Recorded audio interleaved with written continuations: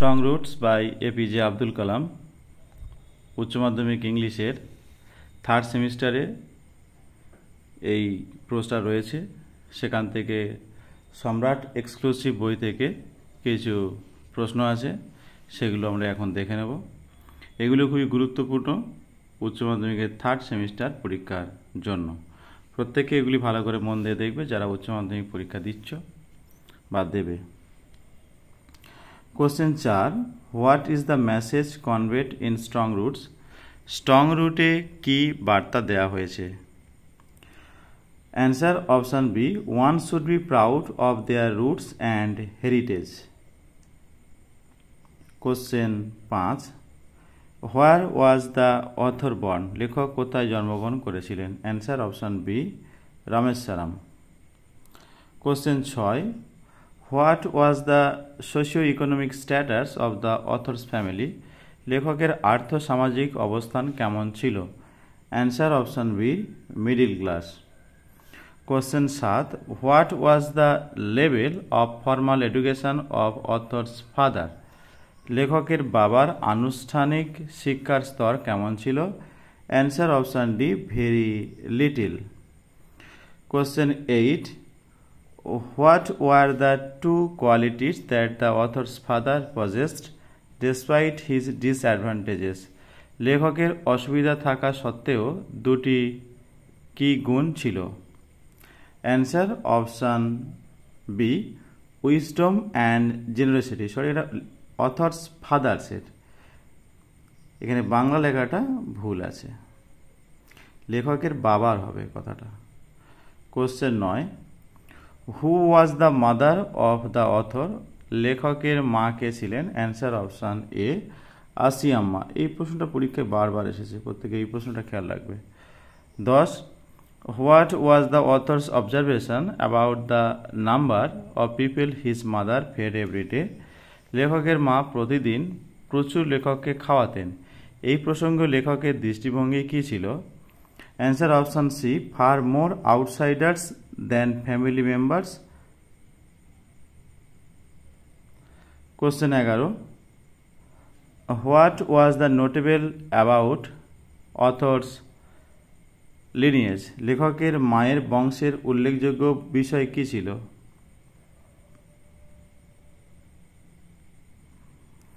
Answer option B, it was more distinguished than the author's father's lineage because one of her forebears having been bestowed the title of Bahadur by the British. Question 12, what title was bestowed upon the author's maternal ancestors by the British? লেখকের মাতৃকুলের পূর্বপুরুষদের ব্রিটিশরা কি উপাধি দিয়েছিলেন? Answer option C, Bahadur. Question 13, where was the author's house located? লেখকের বাড়ি কোথায় ছিল? Answer option B, on the mosque street of Rameshwaram. Question 14, what was the physical appearance of the author? লেখকের চেহারা কেমন ছিল? Answer option B, he was short and undistinguished looks. Question 15, what was the author's childhood like in terms of material and emotional security? লেখকের মতে তার শৈশব কেমন ছিল বস্তুগত এবং আবেগগতভাবে?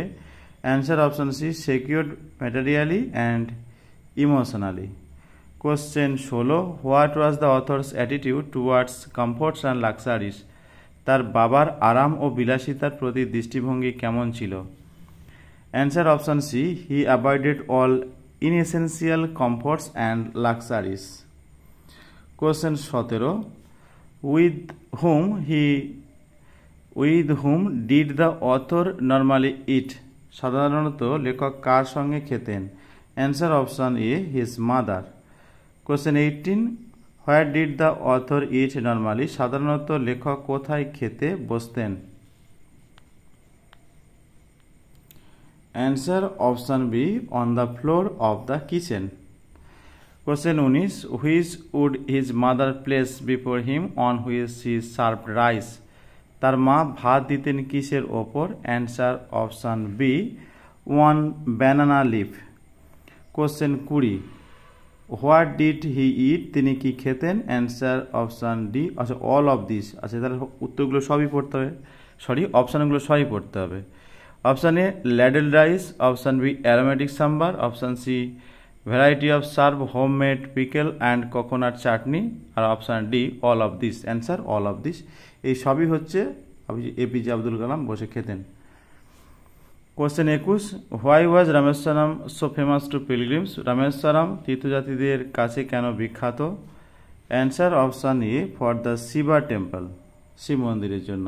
Question 22, what would people of different religious do while waiting for the author's father outside the mosque?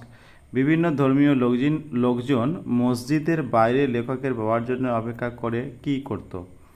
Answer option B, they would offer bowls of water to the author's father's. Question 23, what would the author's father do with the bowls of water offer to him? Answer, বাংলাটা বলে নিই। লেখকের বাবা তাঁকে উৎসর্গীকৃত জলের বাড়িটা নিয়ে কি করতেন? Answer option C, he would dip his finger tip in them and say the prayer. আঙুলটা ডুবে দিত, দিয়ে একটা মন্ত্র উচ্চারণ করত। Question 24, what is the significance of the title strong roots in this extract? শিরোনামের স্ট্রং রুটস এর প্রাসঙ্গিকতা কি এই অংশটিতে? Answer, it symbolises the important values instilled in the author during a childhood. এটা বোঝাচ্ছে যে সমস্ত ইম্পর্ট্যান্ট গুণগুলো যেটা ছোটবেলা থেকেই অথর পেয়ে গেছিলেন। Who is Zainul Abdin in extract? এই গল্পাংশে জাইনুল আবদিন কে?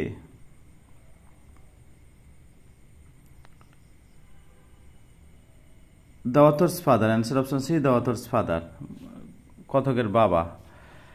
Question 26, what lesson does the author learn from his father's words about travels and suffering? সমস্যা ভোগান্তি প্রসঙ্গে লেখকের বাবার শিক্ষা কী ছিল?